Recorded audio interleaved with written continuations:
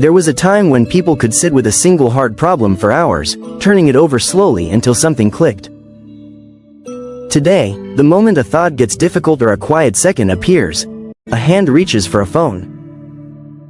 That instinct feels harmless, but it may be killing one of the most valuable abilities a human mind has. Deep thinking is fading, and most people have no idea it is happening to them. By the end, it will be clear how to win it back, so stay to the finish. Start with the thing being lost. What exactly is deep thinking, and why does it matter so much? Deep thinking is the slow, focused work of holding an idea in your mind and exploring it fully. It is what happens when you wrestle with a tough question, connect ideas that do not obviously fit, or follow a single thread of thought all the way to the end. This is where real understanding, creativity, and good decisions come from. It cannot be rushed, and it cannot happen while your attention is jumping around. The problem is that modern life is built to keep attention jumping. Why is it suddenly so hard to focus? Because nearly everything around us is engineered to grab attention and never let it settle. Phones buzz, feeds refresh, videos autoplay, and every app is designed to pull the eye toward the next quick hit. Each notification offers a tiny reward, and the brain quickly learns to crave that steady stream of small thrills. Sitting still with one slow idea cannot compete with a device built to entertain every few seconds. That constant stimulation slowly retrains the mind. What is it actually doing in there? The brain is shaped by what it does most often, and most people now spend their days skimming, scrolling, and switching between tasks. The mind gets very good at jumping and very bad at staying. Focus starts to feel uncomfortable, even painful, because the brain has grown used to a faster pace. Over time, the ability to sit and think deeply weakens, the same way a muscle weakens when it is never used. There is a hidden cost that makes this even worse. Why does someone feel so busy yet accomplish so little? Constant stimulation creates a powerful illusion of productivity. Checking messages, scanning headlines, and reacting to a flood of small inputs all feel like activity, so the day feels full. But reacting is not the same as thinking. A person can spend hours consuming information and end the day having produced no real ideas, solved no real problems, and understood nothing new. The mind was busy, yet it never went deep enough to create anything. This changes more than productivity. It can reshape intelligence itself. When the brain rarely practices deep focus, it gets better at shallow, fast reactions and worse at slow, careful reasoning. People become quicker at scanning and weaker at understanding. They can recall 1,000 surface facts but struggle to think through a single hard one. Knowledge spreads a mile wide and an inch deep, and the rich, connected understanding that comes from real concentration becomes rare. The mind trades depth for speed without ever choosing to. The effects show up in everyday life in ways people rarely connect to their phones. Reading a long book starts to feel impossible. A complex conversation gets cut short by the urge to check something. Tasks that need sustained focus get pushed aside for easier, flashier ones.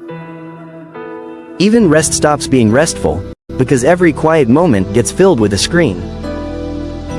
Bit by bit, the slow and patient parts of life, the parts where the best thinking lives, get crowded out by an endless rush of noise. There is a memory cost hiding in all of this too. When information is always a tap away, the brain stops bothering to hold onto it.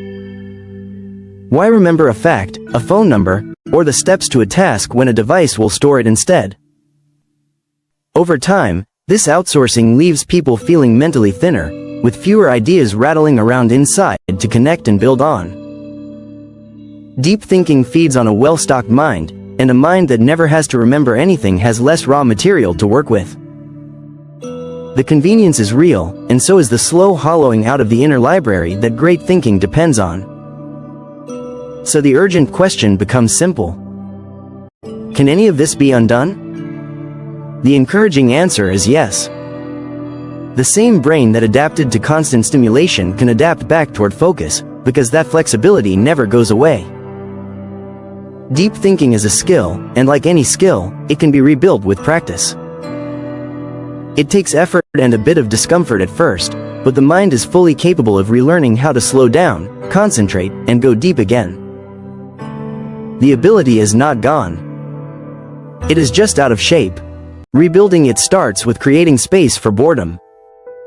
The brain does some of its best thinking when it has nothing to react to, so leaving small gaps in the day without a screen gives the mind room to wander and connect ideas. It also helps to practice focus on purpose, by reading something long, sitting with one problem, or doing a single task without switching. These moments feel hard at first, but each one strengthens the focus muscle a little more, just like training a body back to strength. Protecting attention from constant interruption matters just as much. Turning off notifications, keeping the phone out of reach during important work, and setting times to be unreachable all reduce the steady pull that fragments thought. The goal is not to throw technology away, but to stop letting it run the mind on autopilot. When the flood of small distractions slows down, the brain finally gets the quiet it needs to do its deepest and most valuable work again. Single tasking is another underrated superpower worth rebuilding. The modern habit of doing several things at once feels efficient, but the brain cannot truly focus on more than one demanding task at a time. It just switches rapidly between them, losing a little sharpness with every jump. Choosing to do one thing fully, with everything else put away, lets the mind sink into a task the way it was designed to. At first this feels slow and even frustrating, yet it produces far better work and far deeper thought than scattering attention across a dozen open tabs ever could. The deeper point is that this is a choice, even if it never feels like one. Every time attention is handed to an endless stream of stimulation, a small piece of deep thinking is given up. But every time focus is protected and practiced, that ability grows back. Nobody decides in a single moment to stop thinking deeply.